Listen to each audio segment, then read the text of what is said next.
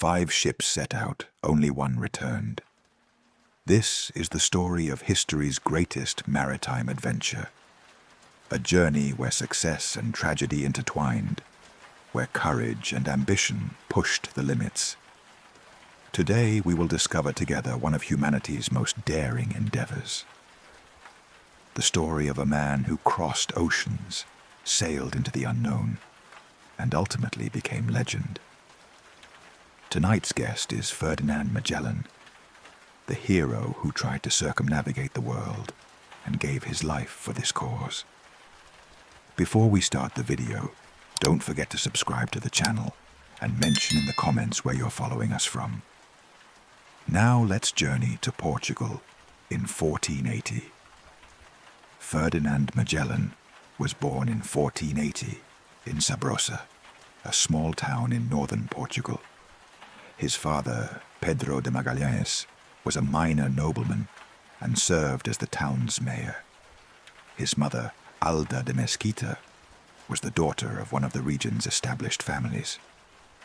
Like the Vespucci family, the Magellans also had a modest but respectable position. Young Ferdinand's life changed dramatically at 12 years old. His family sent him to Lisbon, and he began working as a page in Queen Leonor's court. This period was like a school for him.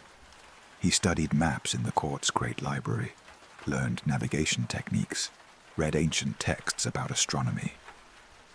Portugal was the most advanced country in seafaring at that time, and young Ferdinand grew up right in the middle of this atmosphere. During his years in court life, he heard stories of great explorers. Vasco da Gama's arrival in India, Pedro Alvarez Cabral's discovery of Brazil, Alfonso de Albuquerque's conquests in the East. These narratives painted pictures of distant lands in his mind, announcing the call of unknown oceans. In 1495 he entered King Manuel's service, and his real adventure began this way. For 15 years he served in Portugal's eastern colonies. In 1505, at 25 years old, he joined the great expedition organized to establish Francisco de Almeida's Viceroyalty of India. This fleet of 22 ships had set out to strengthen Portugal's presence in the East. During his years in India, Magellan became a true warrior. He fought against the Ottoman and Egyptian navies in the Battle of Diu. This victory consolidated Portugal's dominance in the Indian Ocean. He took part in expeditions to Sofala and Kilwa. He was also present at the conquest of Malacca. This city was the most important spice trade center of the time, and its capture was strategically very important for Portugal. In Malacca, Magellan formed a very important friendship. He met a navigator named Francisco Serrao. Serrao would later reach the Moluccas, called the Spice Islands, and from there send letters to Magellan, providing valuable information about these legendary islands. This information would play a critical role in planning the future great voyage. Also in Malacca, he purchased a slave named Enrique. This young man was perhaps of Malay or Sumatran origin. From then on, Enrique would be Magellan's loyal assistant, embarking with him on countless adventures. Unfortunately, historians cannot fully trace Enrique's story, but it is certain he played a very important role in Magellan's life. When he returned to Portugal in 1513, Magellan was a 33-year-old experienced sailor, but he was immediately called back to service. This time, he would participate in the siege of Azamor Fortress in Morocco. An event he experienced here changed the course of his life. During combat, he was wounded in the leg and remained lame for life. This physical handicap did not slow him down, but became part of his identity. Another event during the Moroccan mission had much more serious consequences. He faced accusations of theft. His innocence was proven, But this incident drove a wedge between him and King Manuel.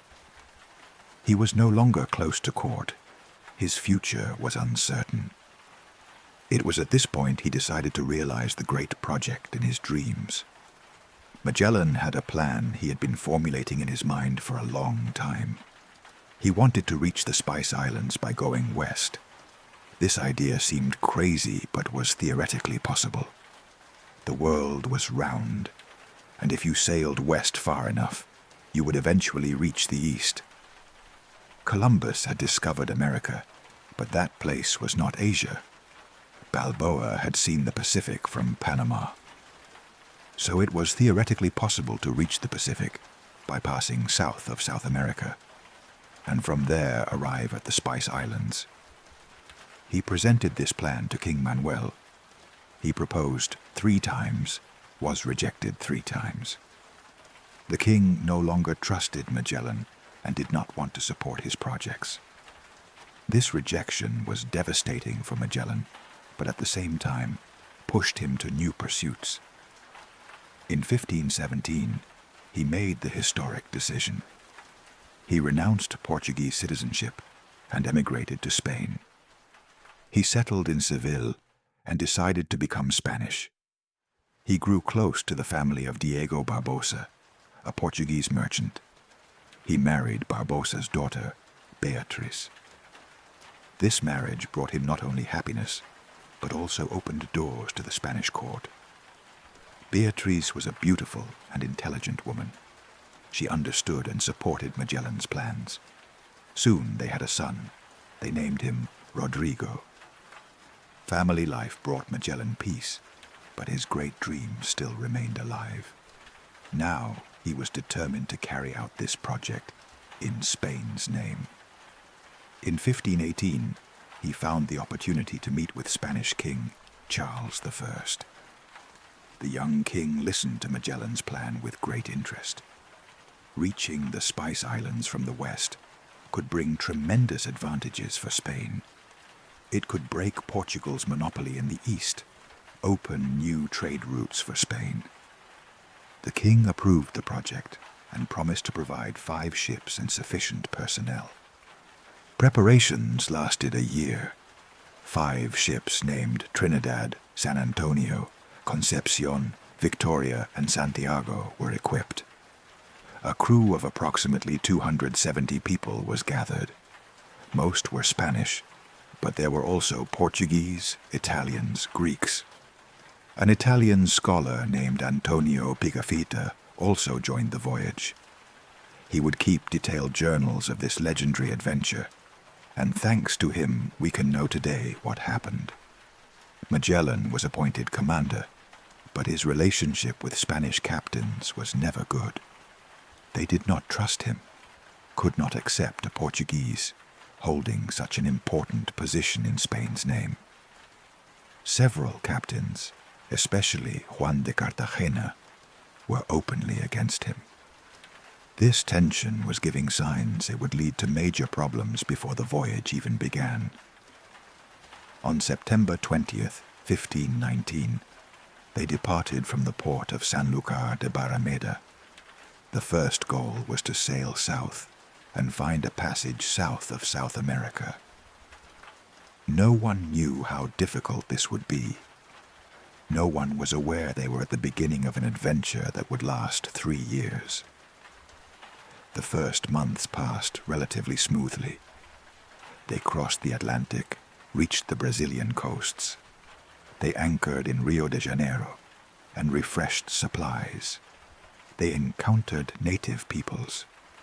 Pigafetta describes in detail the lifestyles and cultures of these people in his journal. These encounters were surprising for Europeans because they were meeting a completely different world. The southward voyage continued. They explored the mouth of the La Plata River, but this great river was not a passage that would take them to the ocean. They had to search further south. The weather was getting colder, storms were intensifying. Grumbling among the crew was increasing. In March 1520, they anchored for winter at San Julian Bay. This decision would trigger one of the voyage's most critical moments. Magellan decided to ration supplies. The crew reacted to this. The Spanish captains decided to take advantage of this opportunity. Juan de Cartagena, Gaspar de Quesada, and Luis de Mendoza started a mutiny. They seized 3 ships and gave Magellan an ultimatum. They said they would now take command, change course, and return to Spain. This situation was a vital test for Magellan. If he could not regain his authority, both his own life and the great discovery dream would end.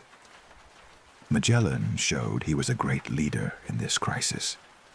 He made strategic moves with the ships that remained loyal.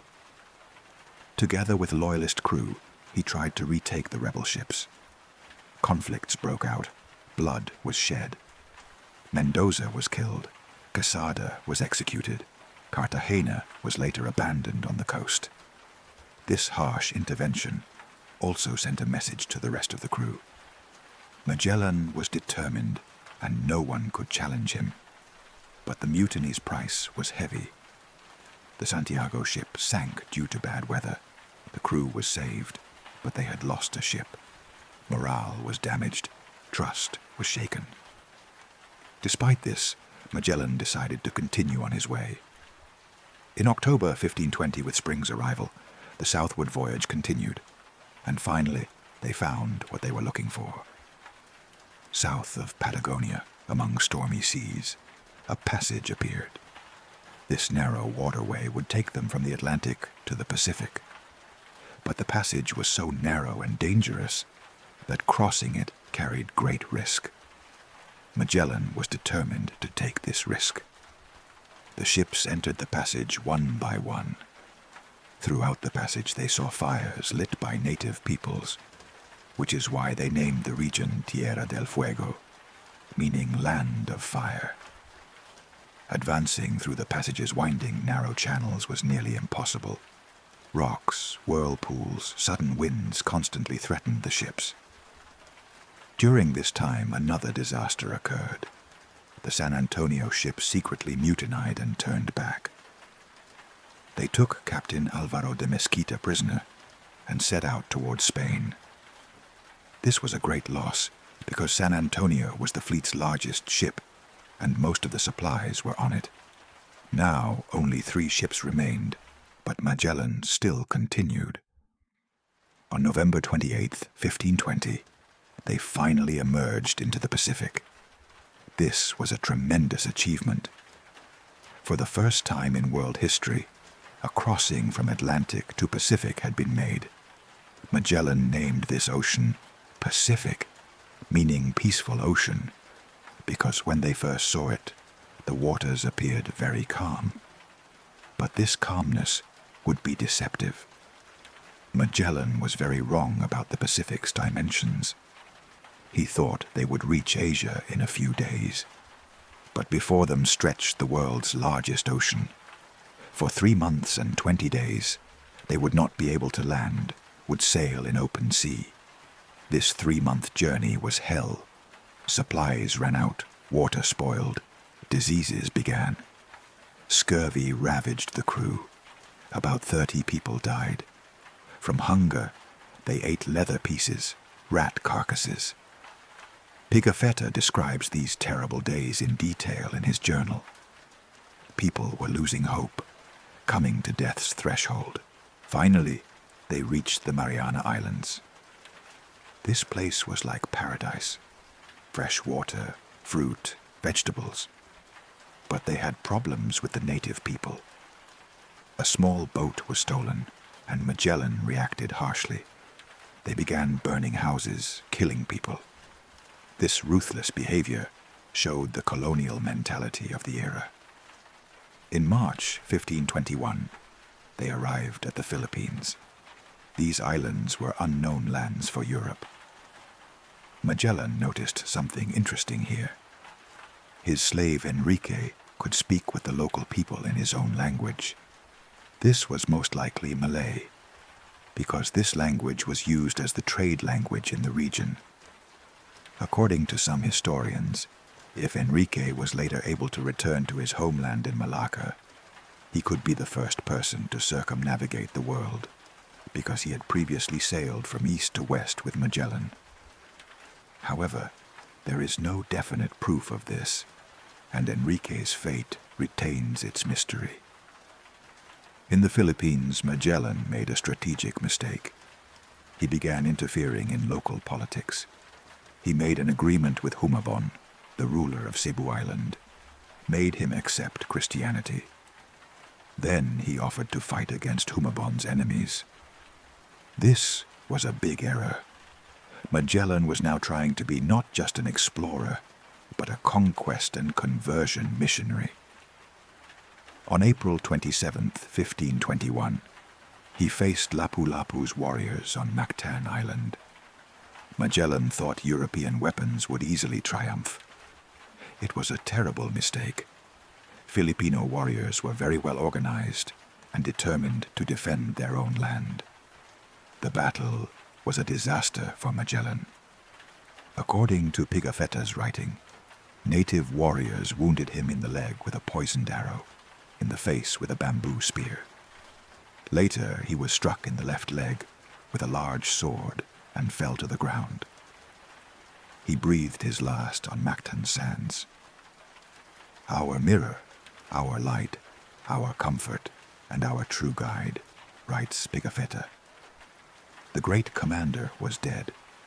Magellan's death was a great shock for the expedition. A leadership crisis began. Relations with Filipinos deteriorated.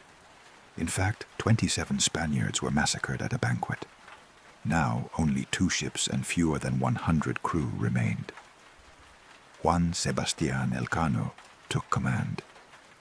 He was also an experienced sailor, but not as charismatic as Magellan.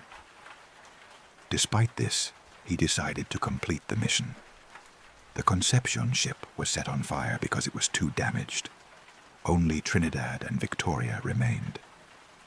In November 1521, they finally reached the Spice Islands. This was the real purpose of the discovery. In the Moluccas, they loaded cloves and cinnamon.